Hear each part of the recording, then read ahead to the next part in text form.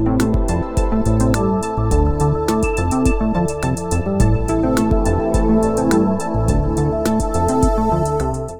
اللہ الرحمن الرحیم. میں ہوں طاہر ڈھینڈسا اور آپ دیکھ رہے ہیں T D digital.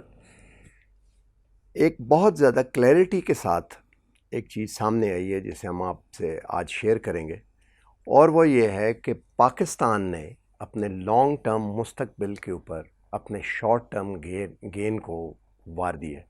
Now Pakistan is a part of new dispensation, جس میں چائنا، رشیا، ایران اور پاکستان ہے، سی پیک وغیرہ، اور امریکہ اور ویسٹ سے وابستہ مفادات نیگوشیٹ تو ہوتے رہیں گے، بٹ ان کی سیکنڈری حیثیت ہے، اور جس سے کچھ خطرات بھی سامنے آ پڑے ہیں.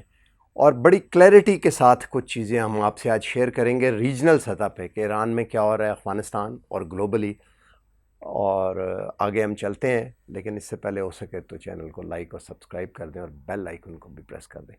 کل میں نے ایک ویڈیو میں یہ ذکر کیا کہ پاکستان ملتا جلتا یہ چاہتا ہے اور یہ انالیسز ہے، اور ماضی سے یہ سبق سیکھے، اور طالبان کو مکمل حکومت ان کی نہیں چاہتے، اور طالبان اگر نہ مانیں تو شاید کسی سٹیج پہ آ کے امریکہ سے کچھ کوآپریٹ کریں کہ طالبان کو جو ہے وہ میلو ڈاؤن کرنے کے لیے، جس کے اوپر ہمارے ایک دوست کی طرف سے سخت کرٹیسزم آیا. انہوں نے کہا کہ یہ آپ کا جو انالیسز ہے that is not rational at all. میں نے سوچنا شروع کیا کہ یہ کیا بات ہے کہ اگر میں بالکل یہ کر رہا ہوں اور ایسے ہی ہے تو ریشنل کیوں نہیں ہے، وائی اٹ از کریزی.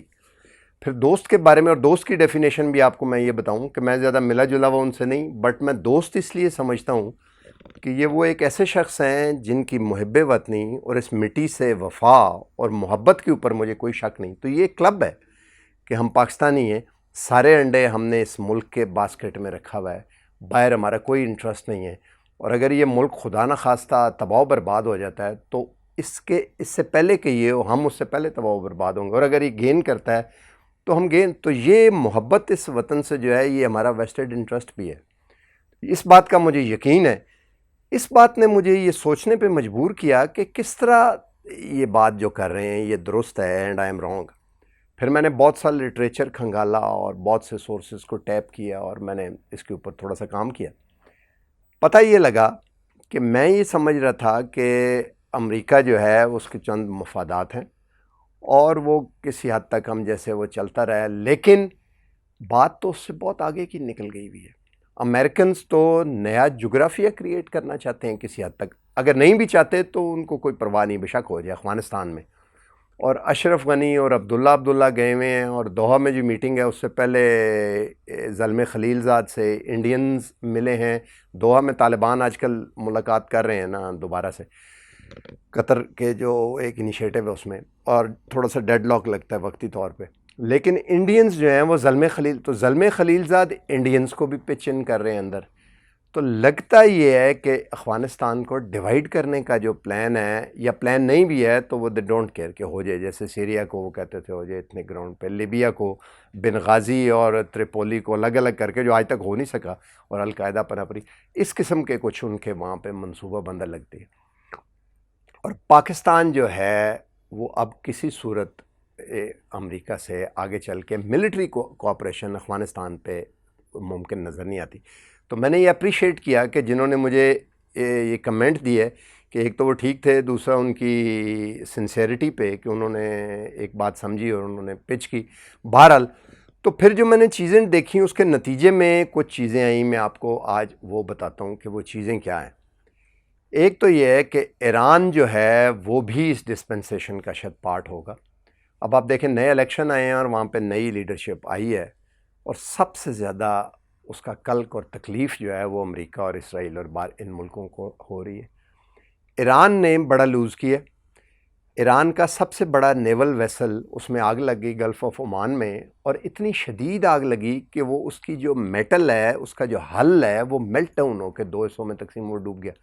اب اتنے بڑے جہاز کا حل جو ہے وہ میلٹ ڈاؤن ہو جائے، ظاہر ہے آگ جو ہے وہ نیچرل یا ڈیزل کے سورس پہ نہیں، وہ کیمیکل یا وہ ٹریگرڈ قسم کی آگ ہوگی کرنے کے لیے ایسپیناج. اسی دوران انہی دنوں کے دوران ان کی ایک بہت بڑی آئل ریفائنری جو ہے اسے آگ لگ گئی اور وہ خاکستر ہو گئی، راکھ کا ڈھیر بن گئی. پھر ان کا ایک نیوکلیئر سینٹریفیوج فیسلٹی تھی جس میں بہت سے نئے سینٹریفیوج انہوں نے لگائے تھے. $10 بلین اس کی کاسٹ سمجھی جاتی ہے. اس کی بجلی گئی اور پاور شٹ ڈاؤن ہوا, اور دوبارہ جب وہ واپس آئی تو وہ سپن کرنے لگ گئے ان کے جو سینٹریفیوج, اور سپن کرتے آپس میں ٹکرا کے, اور وہ راکھ کا ڈھیر, وہ بھی تباہ ہوگی. ان کا ایک نیوکلیئر سائنٹسٹ جو ہے وہ ایک اٹانومس گن کے ذریعے, اٹانومس ویپن کیا ہوتے ہیں پھر کبھی بات کریں گے, اٹانومس گن کے ذریعے اس کو ان کو مار دیا گیا. وہاں پہ محسن ان کا نام تھا. پھر ان کے ایک اور سائنٹسٹ کو مار دیا گیا. اب یہ کل نقصان جو نکالا جائے تو یہ $30 بلین سے زیادہ کا نقصان بنتا ہے. اس سے امکان یہ تھا کہ ایران جو ان کا نیول ویسل ڈوبا, وہ ایک ان کا آئل ٹینکر بھی تھا جس سے ان کے چھوٹے ویسل لانگ ہال سمندر میں رہ سکتے تھے. اب آپ ساتھ یا نیوکلیئر ویپ, تو وہ جو لانگ ہال کی فیسلٹی تھی, ایبلٹی ایرانی نیوی کی, وہ بھی ختم ہو گئی. پتہ یہ چلا کہ ایران میں ٹاپ لیول تک جو انٹیلیجنس ہوسٹائل ایجنسیز ہیں وہ گھس چکی ہیں, ان کا غلبہ ہو چکا ہوا ہے. اب نئی ایڈمنسٹریشن آئی ہے تو بڑی تکلیف ہے کیونکہ وہ چینج ہو جائے گا نیا, اور اب ایران جو ہے وہ بہتری کی طرف چلے گا.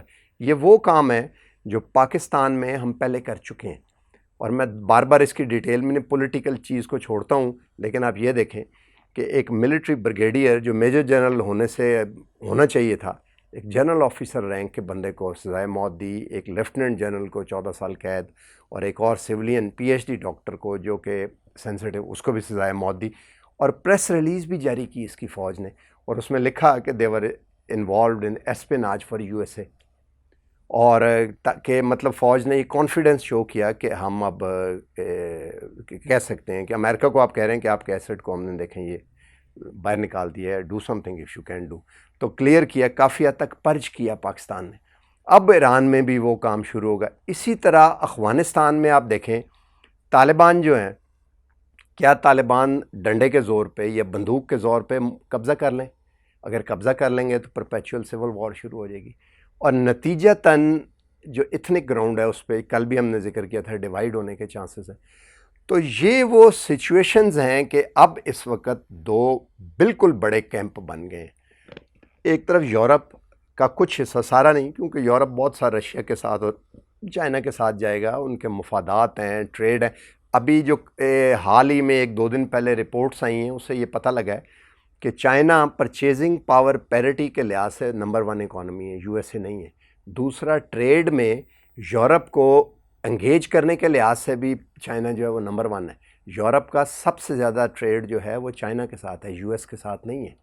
تو اس کا مطلب یہ ہے کہ ایک طرح سے سپر پاور دوسری جو ہے وہ کھڑی ہو گئی ہے, رشیا اور ان کو ملایا جائے. تو پاکستان جو ہے وہ فرملی اس کیمپ میں, اب چائنا, رشیا, ایران اور پاکستان اور CPEC اور یہاں سے آگے, اور وہ خان کوریڈور ہم نے ذکر بھی کیا تھا اس کا. اسی وجہ سے امریکنز جو ہیں they can go to any extent. برطانیہ کا وزیر اعظم کا آفیشیل دورہ بھی کینسل کیا گیا, اور جو VVIPs ڈیسیژن میکر ہیں ان کی سیکیورٹی ہائی الرٹ کر دی گئی ہے اس میں, تاکہ کوئی انفورسین واقعہ نہ ہو. جیسے افریقہ میں لیڈرشپ ابھی ہم نے دیکھا حال ہی میں, ایک ملک کے سربراہ کو زہر دیا گیا, ایک جہاز کریش ہو گیا. نائجیریا میں یہ اتفاق ہے کہ جس دن JF-17 تھنڈر دیے گئے اسی دن ان کا جو chief of the army staff تھا وہ ایک جہاز کریش ہو گئے وہ. تو اس وقت now, and I once again appreciate that friend, کہ دوستوں کا یہی کام ہوتا ہے کہ وہ آپ کو اس کا ذکر کر کے بتاتے رہیں.